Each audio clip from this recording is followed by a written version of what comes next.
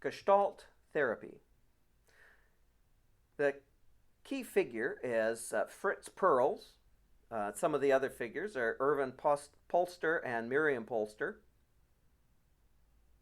The approach is that of an experiential therapy that stresses the here and now and the integration of fragmented parts of the personality. Gestalt philosophy is rooted in really the existential part of psychology.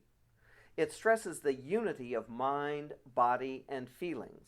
The basic assumption is that individuals are responsible for their own behavior and what they experience. The approach is designed to help people experience the present moment more fully and to gain awareness of what they're doing.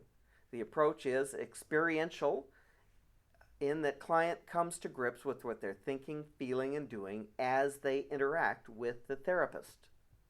Key concepts are the acceptance of responsibility, being in the here and now, direct as opposed to talked about experience, awareness, avoidance, bringing unfinished business from the past into the present, and dealing with impasses. Other concepts include energy and blocks to energy, contact and resistances to contact, body work and nonverbal clues, and here's a mnemonic for you: I pray daily for relief from class. That is IPDRC. I pray daily for relief from class. Introjection, projection, deflection, retroflexion, and confluence. The therapeutic goal is to challenge the client to move from environmental support toward self-support and to gain increased and enriched awareness of the moment-to-moment experiencing, which by itself is curative. The therapeutic relationship stresses the I-thou relationship that we saw as being part of the existential philosophy of Martin Buber. The focus isn't on techniques employed by the therapist, but on who the therapist is as a person and what that therapist is doing. The therapist helps the client experiences all the feeling that they can have and experiencing them more fully and lets them make their own interpretation of those feelings.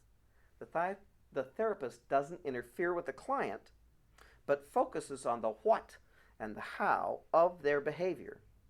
They identify their own unfinished business from the past and infer what that means in the present.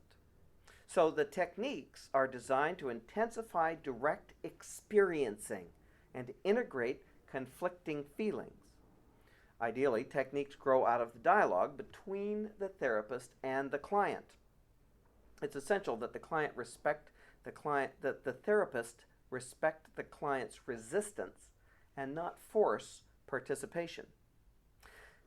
The applications are well suited to group work, but can also be used for individual counseling.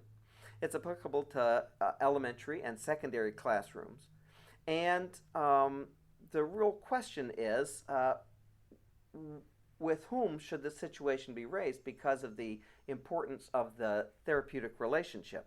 But less applicable to more severely disturbed individuals, but can be useful in working with couples and families.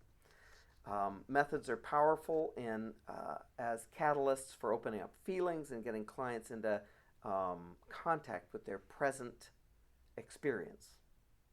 The limitations really are that it can be anti-intellectual to the point that really cognitive forces are almost entirely discounted. In the hands of an ineffective therapist, Gestalt procedures become really just a series of exercises that you read from a book and you just go through them by rote, and that part of it really drains it of its effectiveness because it really relies on the therapist being part of the relationship and really being present there. Some of the key terms: awareness, the process of attending to and observing one's own sensing; confluence, the disturbance in which a sense of boundary between the self and environment is lost; Confrontation, an invitation for the client to become aware of discrepancies between verbal and nonverbal expression, between feelings and actions. Deflection, a way of avoiding contact and awareness of being vague and indirect. Dichotomy, the split by which a person experiences or sees opposing forces, a polarity of weak, strong, dependent, independent. Experimental, the technique designed to enhance the here and now awareness, activities that clients try out as ways of testing new thinking, feeling, and behaving.